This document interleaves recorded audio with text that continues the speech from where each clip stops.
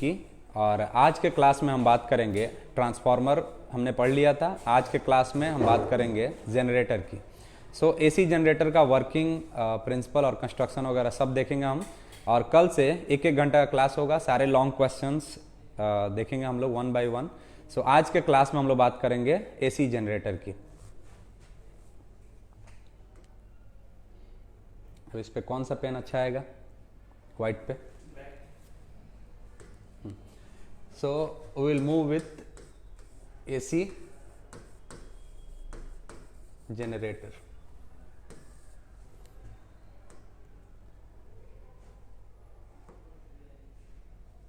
AC generators के बारे में तो सबसे पहले हम लोग ये देखते हैं कि what do you mean by AC generator. Generator होता क्या है? तो जनरेटर हम लोग बोलेंगे generally it's a device, a generator is a device that converts mechanical energy into electrical energy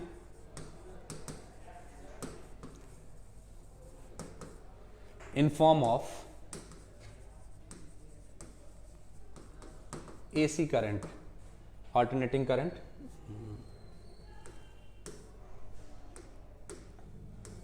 in form of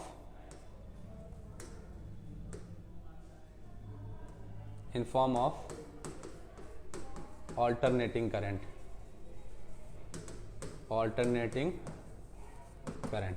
so this you will write in introduction कि एक generator ऐसी डिवाइस है जो मैकेनिकल एनर्जी को electrical energy में बदल दे, और AC के फॉर्म में, ऑल्टरनेटिंग करंट के फॉर्म में।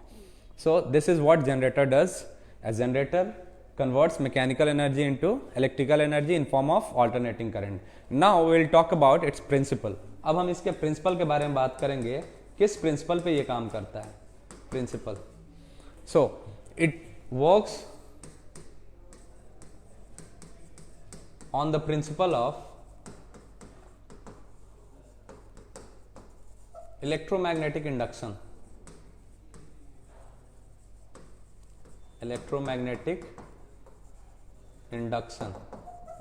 जिसको हम लोग EMI कहेंगे, इलेक्ट्रोमैग्नेटिक इंडक्शन, या you can say Faraday law. It works Faraday law. So it works on the principle of, or it is based on the principle of electromagnetic induction. ये विद्युत चुंबकीय प्रेरण के सिद्धांत पे आधारित है, उसी पे काम करता है। अब आगे बढ़ेंगे हम लोग, इसका कंस्ट्रक्शन वगैरह देखेंगे। तो इसके कंस्ट्रक्शन के लिए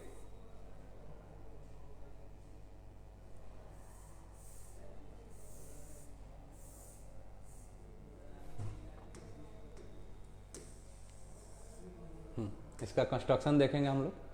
कंस्ट्रक्शन,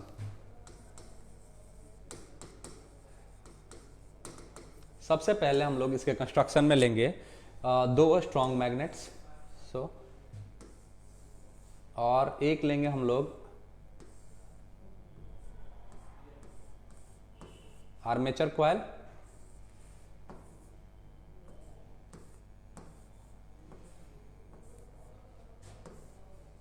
और यहां पे हम लोग कुछ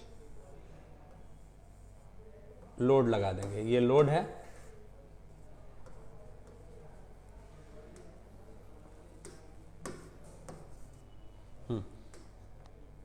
यहां पे हम लोग इसको कहते हैं स्लिप रिंग्स, S1 बोला, और इसको बोला S2, और ये हैं कार्बन ब्रशेज। इसका नाम रखा B1 और इसका नाम रखा B2, और ये फाइनल ये लोड को गया। और ये हम लोग बोलते हैं आर्मेचर कॉइल, हाँ, और ये एक्सेल है या हैंडल कहेंगे हम लोग, हैंडल, और ये है नॉर्थ, ये है साउथ। तो मैग्नेटिक फील्ड लाइंस ऐसे अटैच होंगी, ऐसे नॉर्थ से साउथ की तरफ मैग्नेटिक फील्ड लाइंस अटैच होंगी, और यहां से हैंडल मारने पे ये ऐसे रोटेट होगा। रोटेट होने से क्या होगा? रोटेट होने से ये ऐसे कॉइल है, ये ऐसे ऐसे अगर घूमेगा तो ये नंबर ऑफ फील्ड लाइंस जो इससे अटैच हो रही हैं ये कम या ज्यादा अटैच होना शुरू हो जाएंगी, और कम या ज्यादा अटैच होना मतलब मैग्नेटिक फील्ड का चेंज होना, और मैग्नेटिक फील्ड चेंज होना, मैग्नेटिक फील्ड चेंज होगा मतलब फ्लक्स का चेंज होना। So rate of change of flux क्या देगा, यानी मैग्नेटिक फ्लक्स क्या होता है, फ्लक्स होता है बी डॉट ए। तो अगर मैग्नेटिक फील्ड चेंज होगा मतलब फ्लक्स चेंज होगा, और rate of change of flux gives rise to EMF induce, और ईएमएफ इंड्यूस होगा तो इससे क्या करंट इंड्यूस हो जाएगी। सो ये प्रिंसिपल है और इसी पे हम लोग आगे बात करेंगे। फिलहाल यहां पे जो मैंने लिया है इसको देखते हैं S1 और S2 क्या करेगा। S1 और S2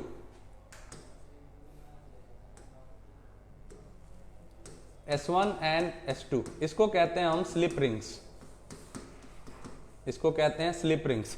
ये क्या करेंगी, ये आर्मेचर कॉइल और कार्बन ब्रश के बीच का मेंटेन करेंगी ये कांटेक्ट, नहीं तो ये सब वायर्स आपस में उलझ जाएंगे। सो यहां पे लिख देता हूं मैं, S1 एंड S2 क्या करेंगी, S1 और S2 आपस में करेंगी मेंटेन्स द डिस्टेंस बिटवीन, या maintains contact between.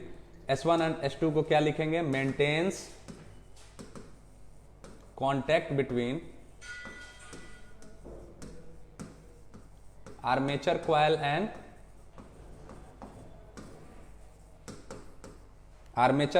And carbon brushes.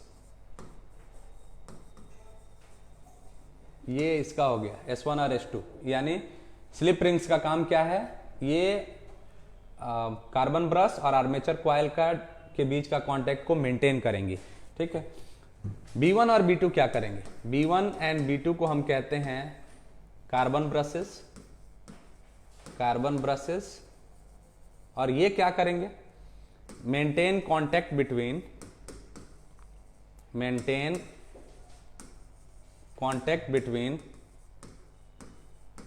ये क्या करेगा, किसके बीच का कांटेक्ट मेंटेन करेगा, एक तो स्लिप रिंग और एक load. So slip ring and load, तो ये दोनों के बारे में हो गया। कार्बन ब्रश क्या करेगा, कार्बन ब्रश स्लिप रिंग और लोड के बीच के कांटेक्ट को मेंटेन करेगा, और स्लिप रिंग क्या करेगा, आर्मेचर कॉइल और कार्बन ब्रश के बीच का कांटेक्ट मेंटेन करेगा। सो this is all about slip rings on carbon brushes. Now इसका वर्किंग देखते हैं हम लोग। तो वर्किंग देखेंगे हम लोग, वर्किंग कैसे है इसका। एक छोटा सा यहां पे बना लेते हैं।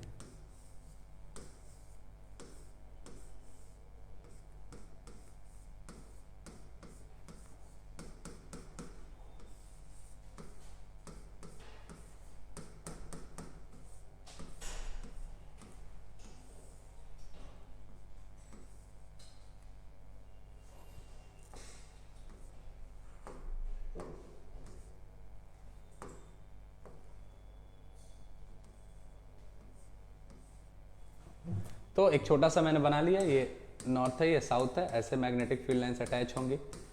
तो शुरू में हमने माना कि शुरू में when t equal to zero ये कॉइल ऐसे रखा हुआ है, ऐसे कॉइल रखा हुआ है, और मैग्नेटिक फील्ड लाइंस ऐसे नॉर्थ से साउथ जा रही हैं ऐसे।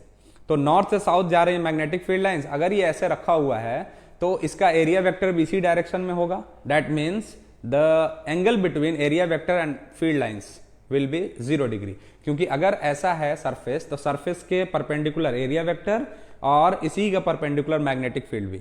सो द एंगल बिटवीन, शुरू में theta between magnetic field B and area vector is 0 degree शुरू में। After time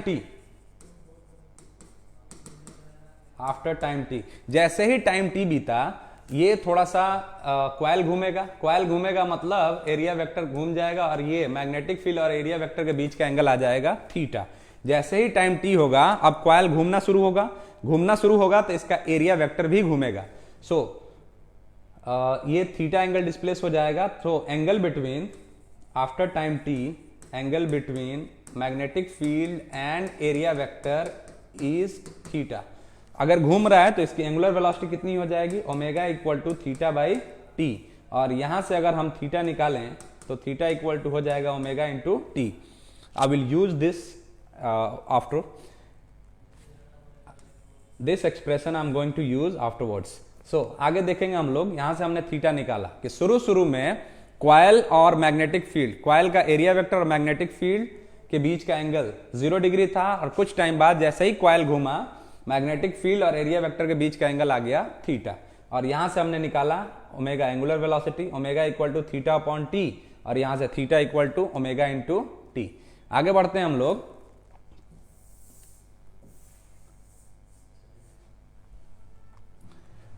magnetic flux linked, now magnetic flux linked with the coil,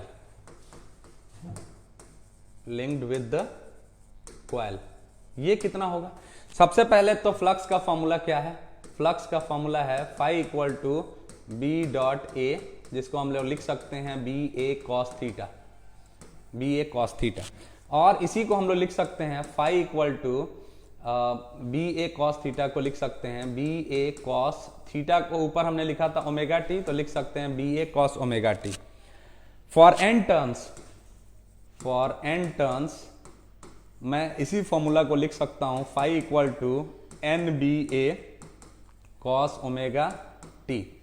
ये हो गया magnetic flux linked with the coil. उसके बाद देखते हैं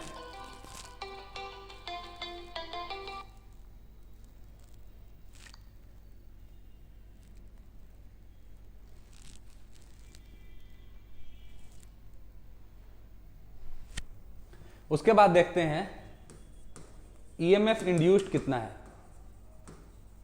ईएमएफ इंड्यूस का फॉर्मूला क्या होता है? E equal to minus d phi upon d t, ये होता है ईएमएफ इंड्यूस। तो लिखेंगे हम लोग total EMF induce, total EMF induce हो जाएगा हमारा E equal to minus d phi upon d t. अब यहां से हम क्या लिख सकते हैं? E equal to minus d, phi के जगह पे ये पूरा वैल्यू लिखा जा सकता है, तो इसको लिख दूंगा मैं N B A cos omega T और बटे में डी टी।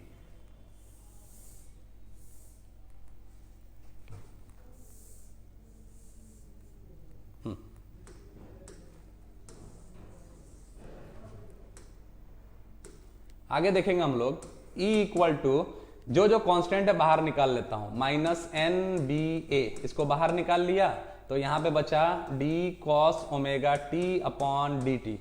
इसको डिफ्रेंशिएट कर देते हैं तो E इक्वल टू हो जाएगा माइनस एन बी ए, और कॉस ओमेगा टी का डिफ्रेंशिएशन होगा माइनस साइन ओमेगा टी, और ओमेगा टी में से फिर ओमेगा निकलेगा बाहर।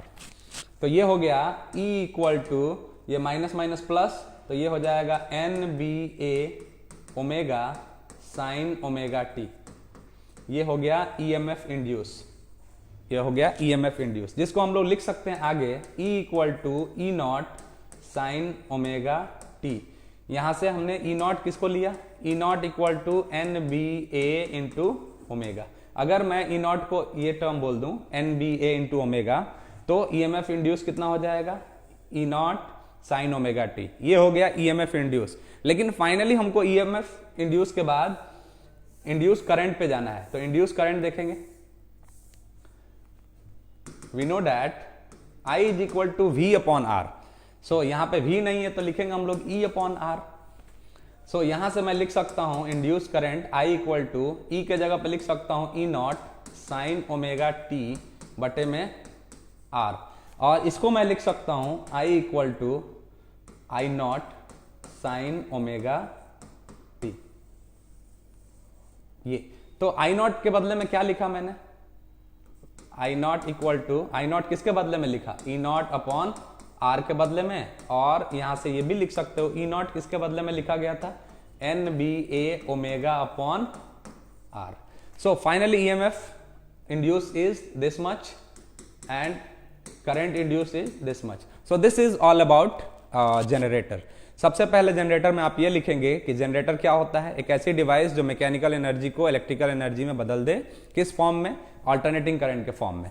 उसके बाद आप बोलेंगे कि ये किस प्रिंसिपल पे काम करता है, तो this works on the principle of electromagnetic induction और फैराडे लॉ आप बोल सकते हैं। उसके बाद इसमें क्या क्या रहेगा? इसमें रहेगा दो कॉइल्स रहेंगे, इसमें दो मैग्नेट्स रहेंगे नॉर्थ और साउथ, और एक रहेगा इसमें आर्मेचर कॉइल 2 स्लिप रिंग्स रहेंगी, इसमें रहेगा 2 स्लिप रिंग, ऊपर कंस्ट्रक्शन वगैरह सब है। हाँ, 2 स्लिप रिंग्स रहेंगी, 2 कार्बन ब्रशेज रहेंगी और इन दोनों से वायर निकाल के फाइनल जाएगा लोड पे और ऊपर एक्सल रहेगा। जैसे हैंडल घुमाएगा कॉइल घूमना शुरू होगा और मैग्नेटिक फील्ड जो अटैच हो रही है कॉइल से वो लगातार चेंज होंगी।